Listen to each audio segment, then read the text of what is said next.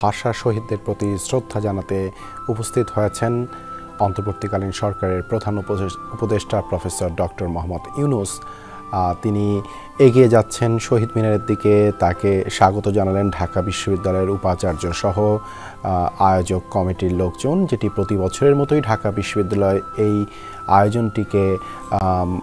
আয়োজনের মূল দায়িত্ব পালন করে থাকে। সেই বিশ্ববিদ্যালয়ের উপাচার্য, উপ উপাচার্য সহ অন্যান্য ঊর্ধ্বতন কর্মকর্তা রয়েছেন। প্রধান উপদেষ্টাকে স্বাগত জানিয়ে তারা এগিয়ে নিয়ে যাচ্ছেন শহীদ মিনারের মূল বেদির দিকে।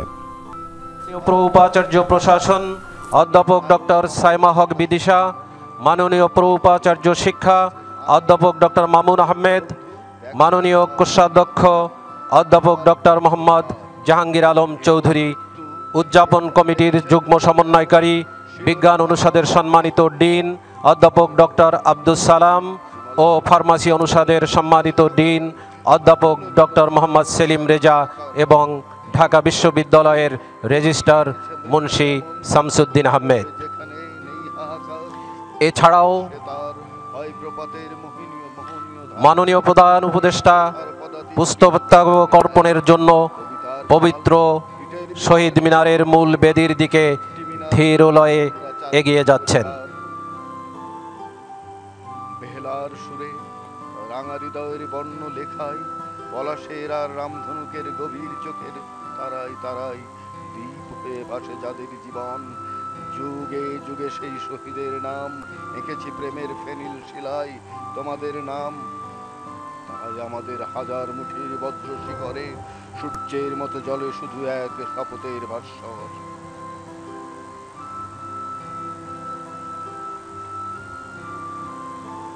আমার মায়ের সোনার নোলক,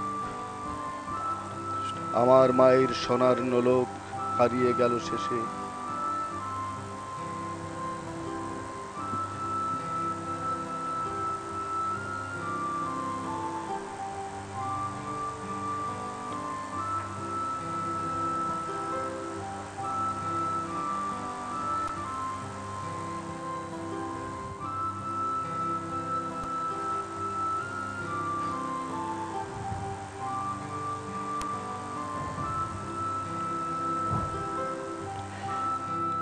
মাননীয় প্রধান উপদেষ্টা শহীদ মিনারের মূল বেদিতে পুষ্পস্তবক অর্পণ করলেন এবং নীরবে দাঁড়িয়ে থেকে ভাষা শহীদদের প্রতি শ্রদ্ধা জানাচ্ছেন।